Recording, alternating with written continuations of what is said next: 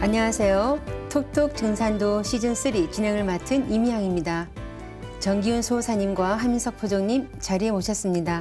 안녕하세요. 안녕하세요. 네, 오늘 시청자 질문은 증산 상제님이 인류를 구원할 메시아라고 하던데 그게 정말인가요? 라는 질문인데요. 이 주제는 우리가 상제관을 하면서 많이 다루었었죠. 예. 하지만 그 조아조 하나님이신 상제님이 이제 인간으로 강세하셨다는 것을 인식하고 이제 받아들인다는 것이 쉽지는 않죠. 소사님께서 구원의 메시아 강세 소식을 다시 한번 전해주시면 좋겠습니다. 예, 여러 모든 종교의 훌륭한 가르침은 서론 본론이 있고 또 결론이 있습니다. 그런데 이 결론은 끝에 가면 앞으로 이제 메시아가 오신다. 그래서 좋은 세상을 열어주신다는 그런 구원의 복음으로 이루어져 있습니다. 불교를 보면 불교의 가르침은 우리가 잘 알고 있듯이 그 자기의 본 마음, 그 불성을 이렇게 밝혀내서 대자유인이 되라는 그런 가르침을 부처님께서 설하셨지만 그 결론에 가면 앞으로 미륵 부처님이라는 큰 부처님, 그 메시아가 오신다 해서 큰 어떤 구원의 틀을 또 이렇게 이야기로 그렇게 결론을 맺고 있죠. 기독교도 마찬가지입니다. 예수님께서 아버지의 뜻대로 이 세상에 와서 아버지의 뜻대로 가르침을 펴고 했는데 끝에 가면은 사도 요한이 그렇게 이야기를 하죠. 앞으로 그 아버지께서 오신다 하는 그런 복음을 또 전하고 있습니다. 뭐 유교도 마찬가지입니다. 유교도 이런 도덕론을 정말 잘 정립을 해서 가르침을 이렇게 주지만은 그 결론에 가면 이 자연의 법칙, 우주론을 바탕으로 해서 그 하느님이 이 동방으로 앞으로 오신다. 그래서 앞으로 좋은 세상이 온다. 이런 것을 결론으로 이렇게 전하고 있거든요. 그래서 이런 미래의 희망의 복음을 여러 종교들은 다 이렇게 전하고 있는데 문제는 이 각 종교들이 말하는 그 메시아가 다 다른 분이라면 이 참 문제가 좀 그렇죠. 이제 생기는 거죠. 그래서 우리가 여기에서 정말 이 시대에 오시는 정산 상제님께서 그 모든 종교에서 이렇게 갈구하던 그 복음의 주인공이신 그런 그 한 분 하느님이시다라는 것을 우리가 이제 제대로 깨닫는 것이 오늘 공부의 참 중요한 부분이라고 생각을 합니다. 그래서 소사님 말씀 듣고 떠오른 게 있는데 어떤 원로 여배우가 이제 수상소감을 이렇게 얘기했어요. 나의 하나님과 어머님의 부처님에게 감사드린다고. 그러니까 이제 자기 어머니가 받드는 부처님도 감사하고 내가 모시는 하나님도 감사하다고 자기 의식 속에서는 이렇게 분리돼 있는 그러니까 다 감사하다는 뜻인데 저는 그 소감이 좀 와닿으면서 저렇게 나눠서 생각하고 있지만 그래서 불교에서는 미륵 부처님이 오실 걸 얘기하고 기독교에서는 뭐 핸델이 메시아라는 명곡도 지었는데 결국 그렇게 찬양을 할 정도로 그분의 그 강세를 기다렸단 말이에요. 근데 언어학자들이 어원을 따져보니까 메시아랑 미륵이 어원이 같더라는 거죠. 그래서 거슬러 올라가면은 미트라라고 하는 태양신에서 메시아가 나온 말이고 그 미트라가 마이트리로 갔다가 팔리어에서 메테아가 됐다가 불교에서는 그 마이트리아가 되고 우리가 이제 한자로 한역하면서 미륵 가득 찰 미에 굴레륵이라고 하는 그러니까 표현만 다르지 같은 건데 그 언어 관념에 의식이 갇혀가지고 두 분이 따로 있는 걸로 이제 생각을 하는 거죠. 그러니까 아버지 하면 영어에서는 father고 우리 동방에서는 부친이라고 하는데 결국 내내 한 분을 말한 것처럼 이 언어의 함정에 빠지지 않는 것이 구원의 어떤 절대적인 어떤 비밀이다라는 생각도 해보게 됩니다.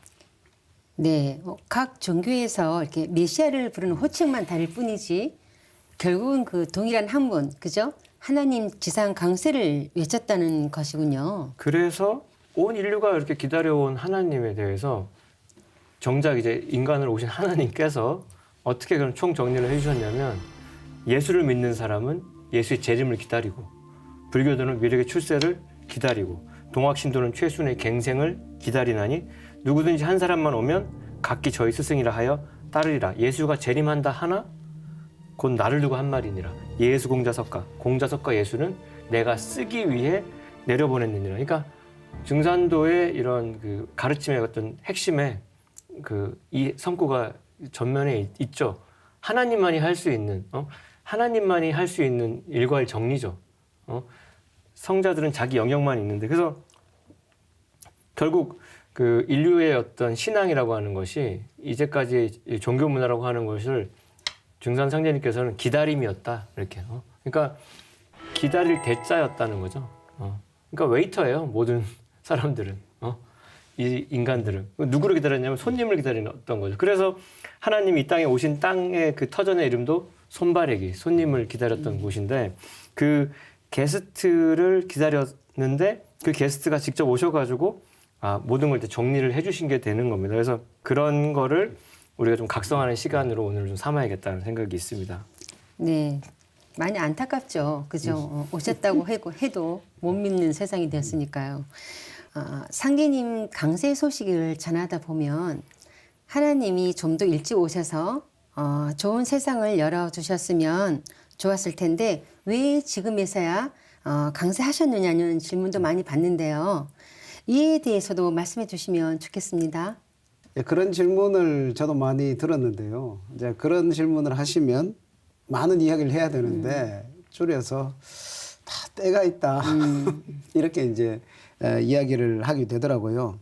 그러니까 상제님은 본래 원 하나님으로서 이 대경대법하게 대우주를 통치를 하시고 또 인간 농사를 이렇게 긴 시간을 통해서 인간 농사를 이렇게 짓는데 이제 그런 세상 돌아가는 틀을 모르니까 왜 진작에 오시지 이제 오십니까? 그렇지. 이런 이야기를 하는 것이거든요. 그래서 우리가 이제 우주 일련이라는 그 우주론을 이렇게 알아야 되고 그다음에 선우천론이라고 하는 것을 이제 알아야 되는 거죠. 그래서 선천봄여름이라는 이제 성장을 시키는 시간대가 있고 그다음에 가을 겨울이라고 하는 후천 성숙을 시키는 이런 때가 있는데 상제님께서는 그 성장 과정을 다 끝마치는 극한점에서 그 이제 성장의 끝에 그것을 추수를 하기 위해서 이렇게 오시기 때문에 상제님께서 오시는 때가 그렇게 큰 틀로서 정해져 있다는 거죠.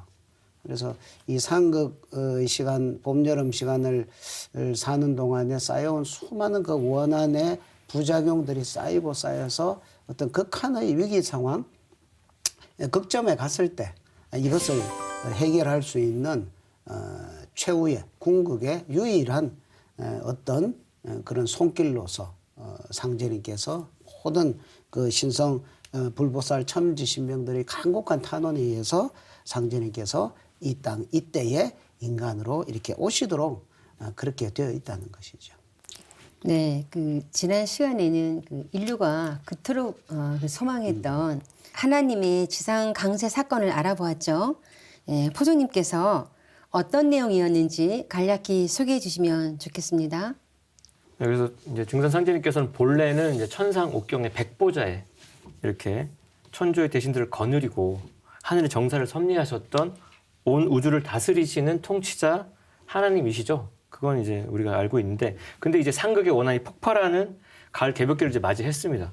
그래서 천지신명들이 간곡하게 하소연을 하니까 그걸 괴롭기는 한량 없으나 이렇게 받아들이셔가지고 진멸지경에 처한 인류를 구원하시기 위해서 인간으로 강세를 하신 거예요. 그래서 우주의 가을철이라고 하는 시간대는 인간이 우주의 꿈과 이상을 직접 땅 위에서 이제 실현하는 성사제인의 시대이기도 하고, 그래서 상제님께서도 그 성사제인의 시대에 벌맞춰서 인간을 오셔가지고 인존의 자리에서, 인간의 그 존엄한 그 자리에서 병든 하늘과 땅을 직접 뜯어 고치시고 친히 인간 역사 속에서 새 생명의 질서인 상생의 도를 열어주셨다는 것이 우리가 지난 시간에 공부한 바고요. 그래서 원시반번의 도로서 인류 역사의 뿌리를 바로잡고 병든 천지를 개벽하여 인간과 신명을 구원하시기 위해 이 땅에 인간을 강세하셨다라고 도전 1편 1장에 딱 그렇게 명시가 되어 있는데, 묶어서 태상 종도사님 도운으로 요약을 해보면요, 대우주 천체권이 형성될 때부터 본래 이 하추 교육기 가을 개벽을 할 때는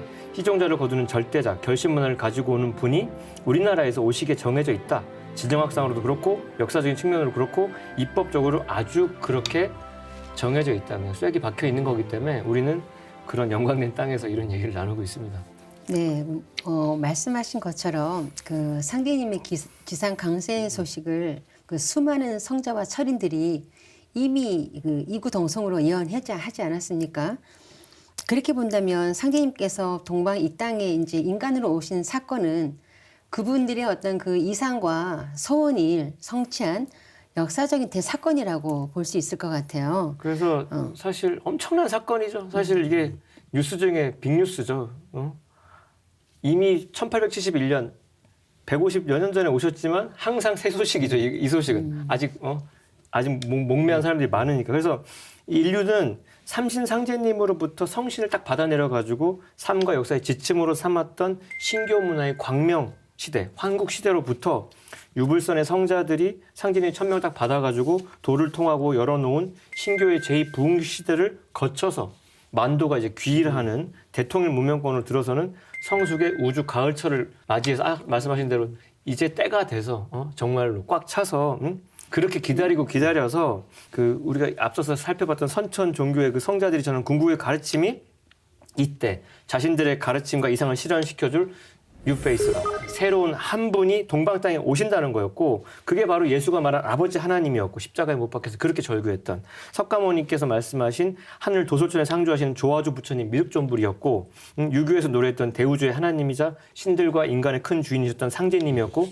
도교에서 말했던 대라천에 계시는 도의 주권자이신 옥황대제였고 최수은 대신사가 대구 장터에서 목이 잘리기 직전까지 시천주를 읽어가면서 그렇게 증언했던 천주님 그 동일한 한 분이 지금으로부터 151년 전에 1871년도에 동방 이 땅에 강세하신 증산 무국 상제님이라는 사실 그로부터 오늘의 이 모든 이야기가 이루어졌다는 것이고 선천 봄 여름의 역사 과정이라고 하는 것이 바로 이 참 하나님을 인간 역사 속에 온전히 모시기 위한 인류의 헌신적인 아주 피나는 준비 과정이었다라고 인류 역사를 이렇게 압축할 수도 있겠습니다. 그러니까 명의를 모셔다가 최신 지견의 수술법을 이렇게 배우는 거예요. 그러니까 그분의 가르침은 예전하고 다르죠. 옛날에는 이렇게 가르쳤는데 전혀 다른 방법이 있다는 걸 일깨워주는 거기 때문에 새롭고도 새롭습니다. 그 얘기를 지금 우리가 나누고 있습니다.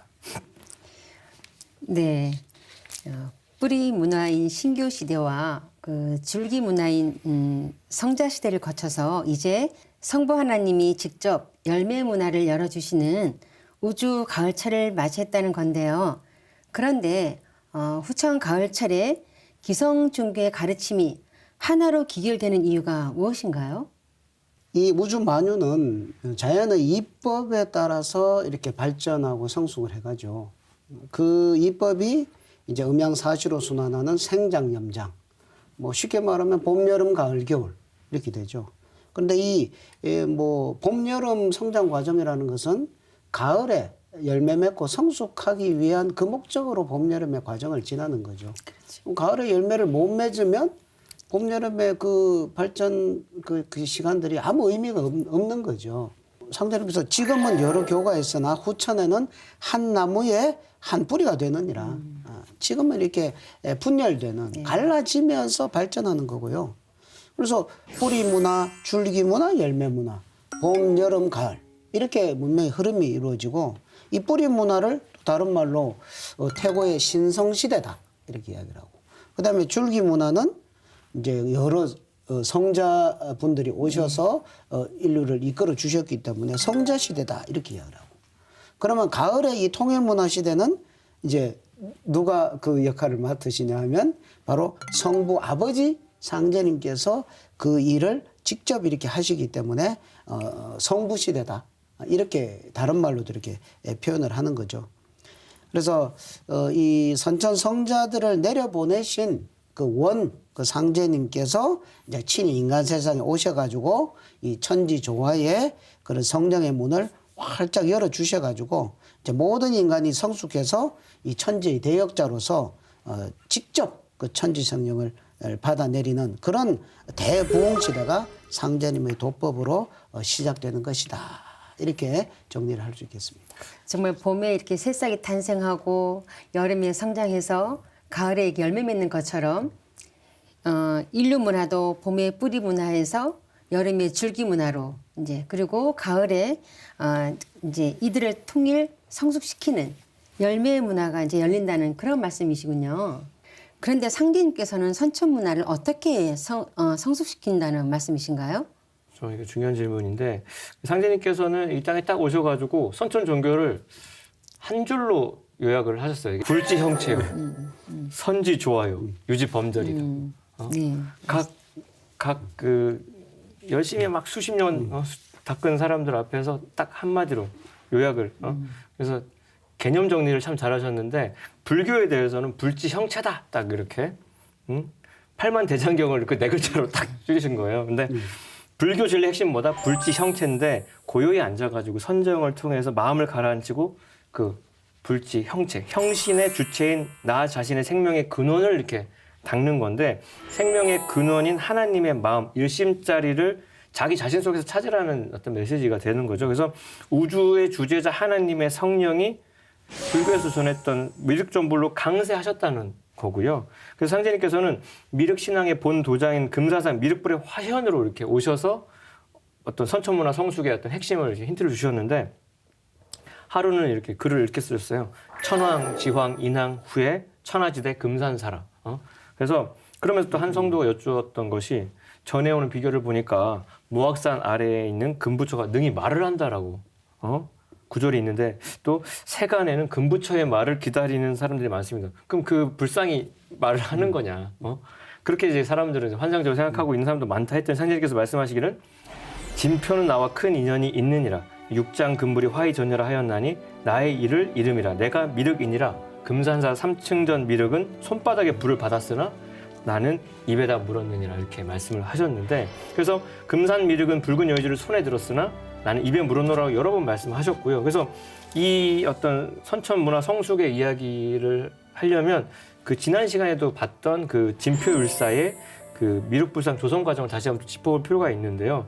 그러니까 구도의 과정에서 이제 진표율사께서 미륵님을 칭견하셨고요.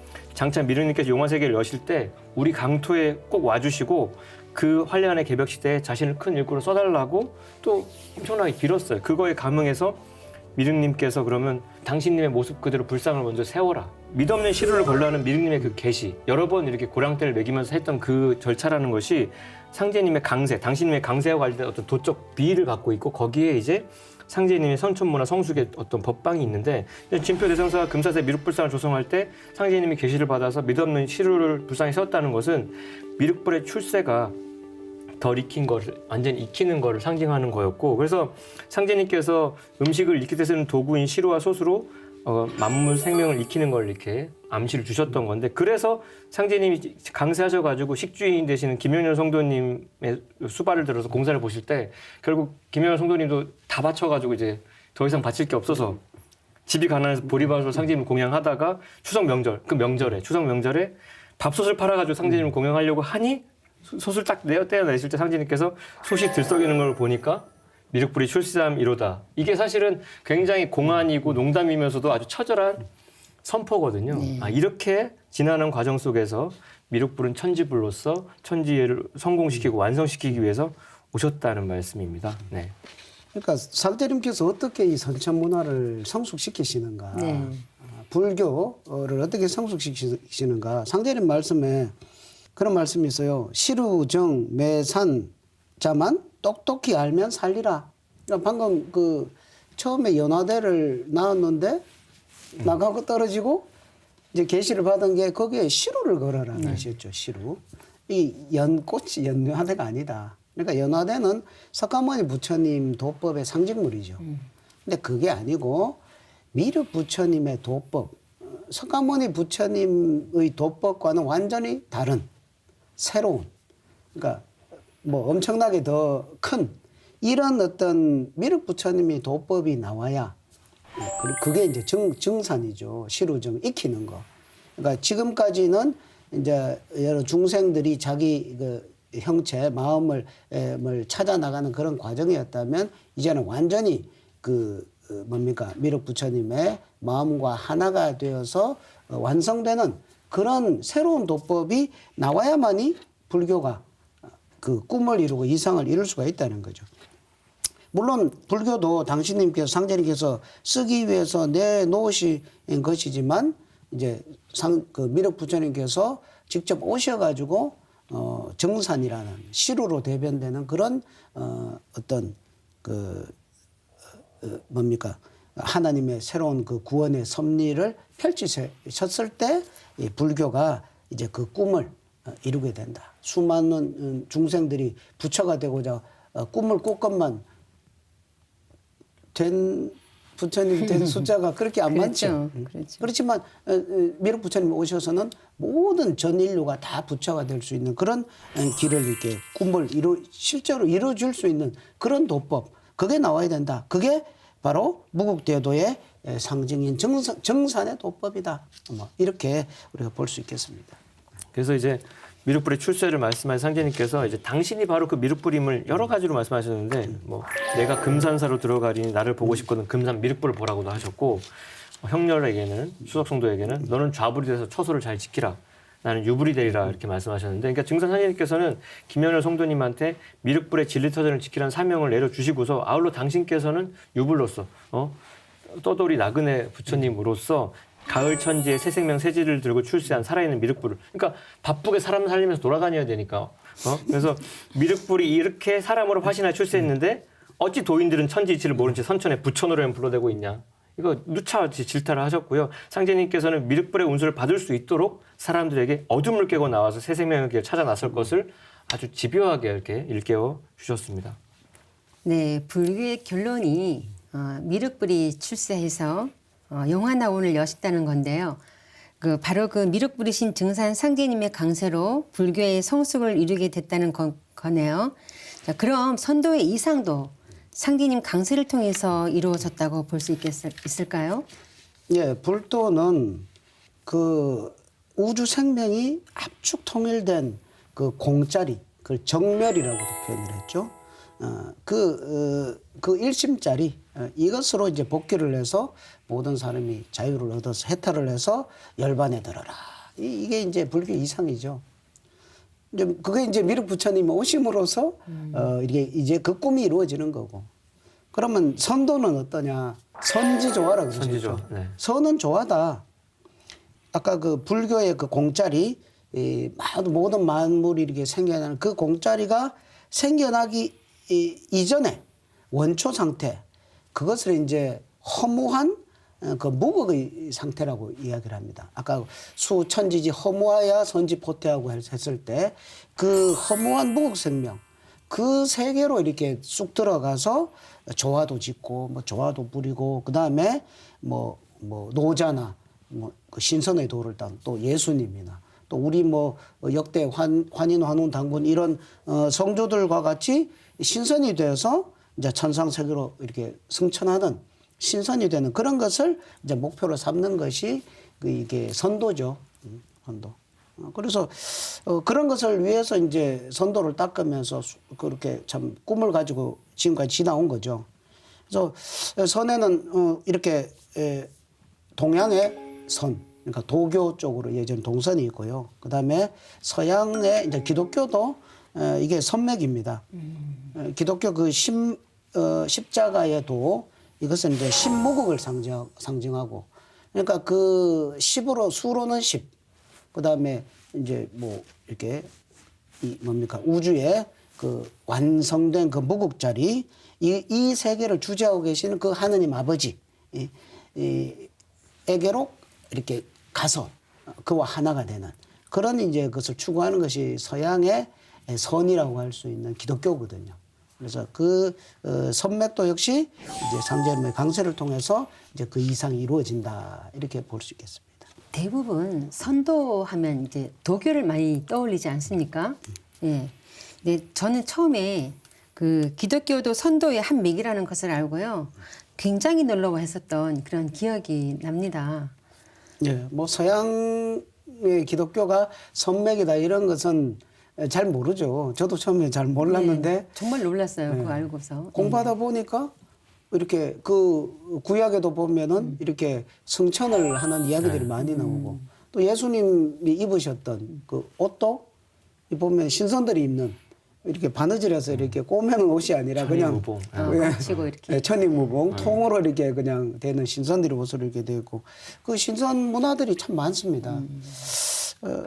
그래서 이 동양의 그 선맥이 이 우리 이제 그 신교 문화 속에 그대로 이렇게 내려오기 때문에 예로부터 우리 선조들은 이제 그 이 삼신 상제님이 이 우주의 주신임을 알고서 이제 상제님을 이제 숭배해 왔죠. 그래서 뭐 그 선맥을 쭉 이어온 것이 이제 드러난 것이 이제 동학의 이제 최순 대신사가 이제 그 신무극의 주제자이신 상제님을 이렇게 증언을 했고, 그다음에 예수 성자도 역시 아버지 하나님을 이렇게 증언을 했고, 그래서 그분에게로 돌아가라, 뭐 이런 이야기를 했고, 그죠? 그리고 역사적으로도 뭐 우리나라는 뭐 하느님이 보호하사 우리나라 만세, 뭐 이 가사가 그냥 자연스럽게 그 하나님이 뭐 어떤 종교의 하나님 이런 걸 떠나서 그렇죠. 우리는 본능적으로 이때 우주에는 하나님이 계시다. 그 하나님을 받들고 그 하나님과 하나 되는 그런 삶을 산다는 것이 이렇게 늘상 체질화되어 있는 문화 민족이죠. 그래서 그 신무국의 주제자이신 그 아버지 하나님과 하나 되고자 하는 그 염원과 꿈, 이게 선도의 이상인데 그것이 실현되는 것도, 그러니까 신선된 사람이 뭐 지금까지 얼마나 됩니까? 그렇죠. 뭐 기독교 문화에서 예수님하고 그죠? 몇몇 분 뭐 그 뒤로는 잘 모르겠습니다. 근데 이게 모든 인류가 하나님과 하나가 되는 그런 정말 선도의 이상을 실현하는 것이 상제님의 강세로서 이게 이루어진다는 것이죠. 네, 그래서 도전해 보면 증산 상기님께서 이제 온 천하가 큰 병이 들었나니 내가 3개의 대권을 주재하여 조화로서 천지를 개벽하고 불로 장생의 성경을 건설하려 하노라 라고 말씀하셨죠. 예, 이제 불로장생의 선경을 건설하라. 이게 선도잖아요. 네네. 근데 이제 상자님께서 정민년 6월에 차경석, 박공호 두 성도를 만나셔가지고 이런 말씀을 하세요. 차경석, 박공호 이분들은 다 동학을 했던 분이거든요. 네. 만나서 이제 만날 사람 만났으니 통정신이 나오느니라. 동학 주문에 시천주 조화정이라 하였으니 나의 일을 이룹니다. 그리고 나를 믿는 자는 무궁한 행복을 얻어 성경의 낙을 누리리니 이것이 참동학이다.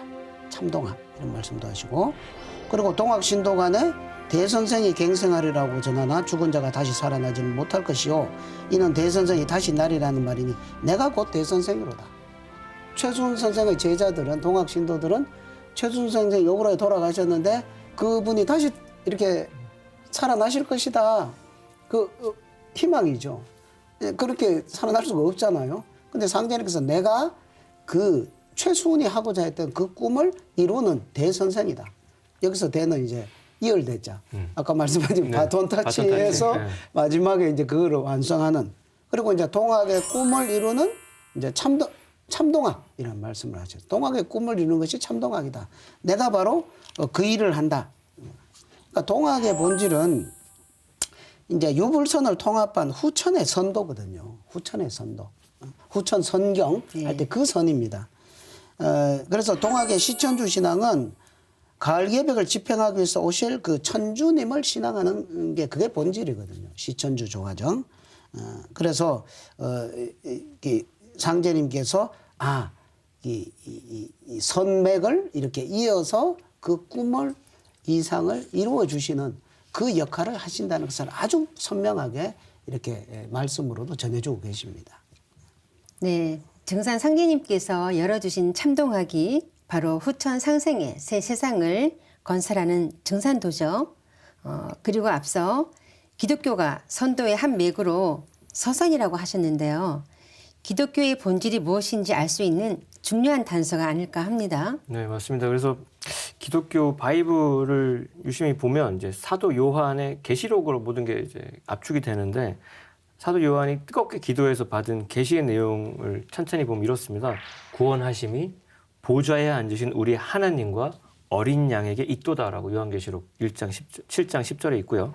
나는 알파요 오메가라, 이제도 있고 전에도 있었고 장차 올 자요 전능한 자라 하시니라. 그러니까 천지의 원 주인이신 하나님께서 이제 후천 가을 우주의 인존 시대를 드디어 맞이하여 사람의 몸을 딱 지어 입으시고 천지의 뜻과 이상을 이렇게 이루시는 가을 천지의 인존 하나님으로 화신하셨다는 어떤 메시지와 연결이 되죠. 그래서 상제님께서는 이 땅에 오셔가지고요, 장차 오실 자로 이 땅에 오셔가지고 당신이 이 세상에 오신 뜻을 여러 가지 형태로 뭐 불교에 맞춰서 미륵불의 어떤 버전으로도 자기를 표현하셨고 그 동학적으로도 그리고 그 도교적으로도 말씀하셨는데 뜻밖의 쓰신 것 중에 보면 성부, 성자, 성신 딱 이렇게 세로로 쓰시고 옆에 성자 옆에다가 원영이정, 봉천지, 도솔약국, 제전주동곡, 생사판단이라고 공사 보시면서 글을 딱 쓰신 게 있는데 천지의 정신은 원영이정이 도를 바탕으로 천지의 봄이 원이고 여름이 형이고 가을이 이고 겨울이 정인데 그 천지의 봄, 여름, 가을, 겨울 원영이정을 순환하는 창조, 변화, 섭리를 바탕으로 해서 천지를 받드는 봉천지, 천지를 받드는 도솔약국이다.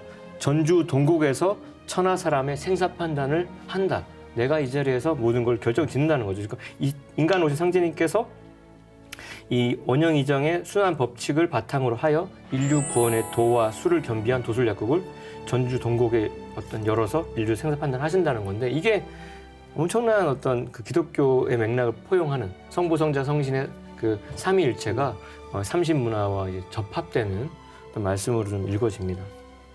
상제님께서는 그 당신님이 1871년 신미생으로 오신 이유가 예수님의 이상을 실현시켜 주시기 위함이라고 이렇게 말씀하셨죠. 네, 맞습니다. 그래서 그 앞서 그 박공우 성도랑 뭐 차경 성도를 만났을 때 시천주 조화정이 나이를 이름이다 이렇게 말했던 것처럼 그 예수님이 그렇게 절규했던 것도 결국 나의 일을 위함이라는 걸 같은 맥락에서 얘기하신 건데 예수님께서 이렇게 말씀하셨습니다. 그날과 그때는 아무도 모르나니 하늘의 천사들도 아들도 나도 모르고 오직 아버지만 아시느니라고 해서 불언간 닥쳐올 가을 천지 대개벽, 천지 대변역의 그 타이밍은 그 시간은 오직 아버지만 아신다라고 하셨거든요. 그러니까 예수님은 하느님 아버지의 대행자로서 정말 충실하게 자신을 겸손하게 인자다. 나는 사람의 아들이다.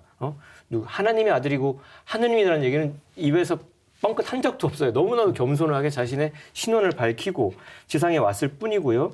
예수님은 결코 하나님이 아닌데 지금은 예수님 하나님이 돼 있고 예수 재림을 이제 기독교는 노래하고 있죠. 상제님은 그랬던 예수.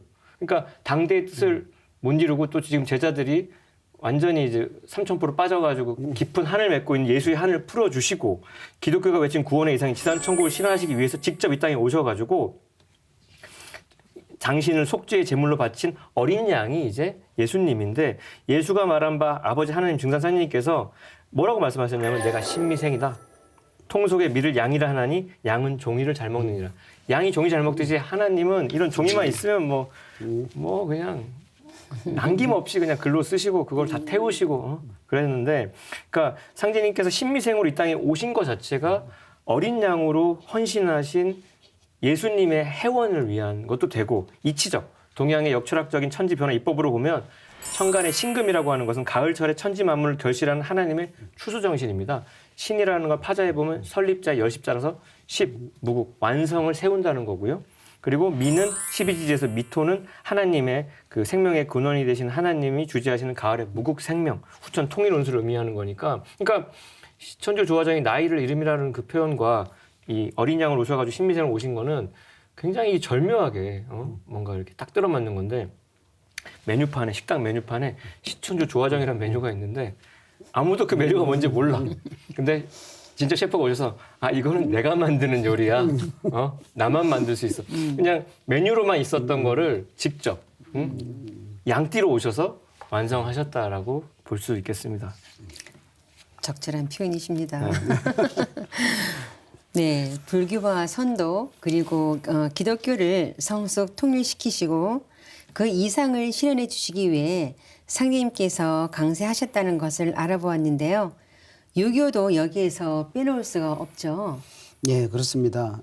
상제님께서는 유교의 본질을 이제 한마디로 유지범절이라고 하셨죠. 유지범절. 그러니까 유교의 사명은 그 예의범절, 쉽게 말해서 예의범절, 그러니까 도덕. 그러니까 도덕은 원래 천도지덕의 준말이거든요. 우리가 인간 사회에서 실천해야 될 도덕이라는 것은 천도지덕. 그러니까 하늘과 땅의 도와 덕에서 온 것이 이 도덕이란 말이죠. 그러니까 하늘과 땅의 질서에 있는 그 도덕 정신을 이끌어내서 인간 세상의 그 범절의 표대인 예라는 것을 이렇게 정립하는 것이 이게 이제 유교의 본질이라는 거죠. 그래서 상제님 공사를 행하실 때 이런 천지의 도덕을 완성하는 이상적인 인간상을 육아에서 대인, 군자 이런 말을 이렇게 쓰잖아요. 상제님께서 그 말을 즐겨 쓰셨습니다. 그래서 뭐 대인의 말은 구천에 사무치나니 나의 말도 그와 같아서 늘지도 않고 줄지도 않고 부절과 같이 합하느니라. 뭐 이런 말씀도 하시고 뭐 군자 뭐 차마 뭐 보지 못할 일이다. 뭐 이런 대인 군자 이런 말씀들을 많이 쓰신 것을 많이 쓰셨거든요. 이렇게 하신 것은 이제 인류 문명이 이제 성숙기로 돌아와서 지금까지는 유교에서 대인이 되라, 군자가 되라, 도덕을 실천하라, 그런 도덕의 신법을 가져라 이렇게 했지만 그런 것이 정말 대인다운 군자다운 사람이 별로 글쎄요 그렇게 뭐 많지가 않았던 것 같습니다. 그래서 상제님께서 바로 당신님께서 곧 유교에서 지향하는 인간의 이상적 존재로서 내가 진정한 대인이다. 내가 진정한 군자다. 진정한 하나님이 가장 이상적인 인간의 모습으로 참된 그 삶을 살으시고 그렇게 모든 것을 실천하시는 것을 보여주심으로써 이 80억 인류가 전부 대인과 군자가 될 수 있는 그 길을 상제님께서 열어주셨다. 이렇게 우리가 받아들일 수가 있겠습니다. 지금까지 알아본 것처럼 상제님은 이불산에 도맥을 완결 지으시고 당신님의 신원을 대인군자, 또 미륵불, 옥황상제, 하나님, 그죠? 또 대선생 뭐 등으로 나타내셨는데요. 상제님께서 이렇게 다양한 호칭을 사용하신 이유가 무엇인가요? 앞에서도 상제님 말씀을 아까 인용을 한번 했지만 예수를 믿는 사람은 예수의 재림을 기다리고 불교도는 미륵의 출세를 기다리고 동학신도는 최수훈의 갱상을 기다리나니 누구든지 한 사람만 오면 각기 다 저의 스승이라여 따르리라 이런 말씀을 하시죠. 그 상제님께서 내가 대인 군자다 이렇게 하시면 이 무너져버린 도덕 윤리를 재확립 이렇게 하시기 위한 거고 미륵 부처님으로 내가 미륵이다. 그 미륵 부처님을 출세하신 것은 그 뭡니까 용화세계 그 지상 성경을 건설 그런 세상을 여시기 위함이고요. 내가 상제다 이런 거 말씀하시는 것은 이런 조화 영생이라고 하는 그런 선도의 이상을 이렇게 실현하기 위함이시죠. 그러니까 인류는 누구나 다 하나님의 자녀입니다. 그렇죠. 그렇죠? 그러니까 기독교를 믿어도 하나님의 자녀, 불교를 믿어도 하나님의 자녀다. 맞습니다. 지금 종교들은 내가 믿는 종교를 믿어야 되고 다른 종교를 믿으면 안 되고 뭐 이래 되잖아요. 네. 그러니까 아버지 어머니가 있으면 형제들끼리는 내가 맞고 니는 틀리고 이렇게 하는데 부모님은 잘나도 자식이고 네. 못나도 그렇죠. 자식이고 삐뚤게 가도 감옥 가도 내 자식이고 그렇거든요. 그래서 그저 상제님께서 단지 미륵 부처님으로만 드러내 주셨다면 불교 신도가 아닌 다른 종교인들은 뭐라 그럽니까? 구원의 날이 되었을 때 우리는 속았다. 그죠? 이렇게 될 거 아닙니까? 그럼 뭐 어떤 옥황상제님으로만 이렇게 드러내있으면 유교를 닦았던 분들은 우리는 그거 처음 듣는다. 이렇게 되는 거죠. 그래서 어떤 종교를 믿든 모든 종교인의 소망과 구원을 동시에 이루어 주시기 위해서 우주의 아버지 절대자께서는 그죠? 유불선 진리의 가지에 따라 여러 이름으로 당신님을 드러내시고 여러 이름으로 구원의 방식을 해서 모든 종교인들을 그 종교도 다 상제님의 명으로 나온 거잖아요. 그렇게 이렇게 해 주시려는 그런 깊은 참 대자대비한 뜻이 그 속에 담겨 있다는 거죠. 그러면 이제 우리가 뭐 오늘은 뭐 상제님이라고 부르고 내일은 천주님이라고 부르고 내일은 미령님이라고 부르고 이렇게 되는데 그러면 이제 그 호칭이 이제 가장 적합한 호칭이 뭔가 이렇게 봤을 때 뭐 앞에서 밝힌 대로 뭐 하나님이든 부처님이든 상제님이든 모두 동일한 한 분 절제자를 가르치는 말인데 우리 동방 한민족의 신경 문화에서 보면은 그게 이제 상제 문화죠. 상제 문화. 삼신 상제님께 천제를 올리고 삼신 상제님의 신법을 받아서 삼신관화되는 이런 걸 했기 때문에 그런 상제 문화. 또 그다음에 상제님 당대의 성도들이 상제님 모실 때 상제님이라고 또 불렀죠. 그렇죠. 그래서 이런 여러 가지 뭐를 봤을 때 이제 이 우주의 통치자 하나님을 부르는 공식 호칭을 우리는 상제님이라고 부르는 것이 가장 합당하다 이렇게 볼 수가 있겠습니다. 그래서 진짜 이 정명이 중요하죠. 그래서 공자님도 자신이 이렇게 어떤 자리를 뭐 차지한다면 정명부터 하겠다고 할 정도로 그 우선순위로 해야 될 일인데 근데 당신은 상제님이라고 해야지 맞다고 하신 이유 중에 상은 지존무상의 최고의 하나님을 상징하고 제자는 이제 하나님 제자기 지금은 임금 제자로 내려가 있지만 그래서 이 우주라고 하는 것이 그냥 스스로 그러한 입법 세계도 있지만 그 입법을 주재하시는 인격적인 존재가 있다는 것을 각성시키는 언어는 상제밖에 없는 거예요. 자동차가 스스로 움직이는 차지만 자율주행차도 있지만 운전석에 있어야 그 차의 목적은 그 탑승한 사람을 이동시키는 거니까 그 도와 제의 관계에 있어서 그래서 왜 상제라 불러야 하냐? 첫째, 상제라는 용어의 통치성이 있기 때문에 지금 하나님 어쩌고 하면요. 기존 다른 종교인들하고 얘기하다 보면 인격신의 개념이 없어요. 하나님은 영이시고 하나님은 사랑이시고 무형의 그런 존재이고 인간으로 오신 게 성자들이고 이렇게 착각이 돼 있으니까 상제라 불러야 인격성이 나오고 아 통치하시는 분이라니까 나오는 거고 이게 원래 우리 할아버지의 할머니가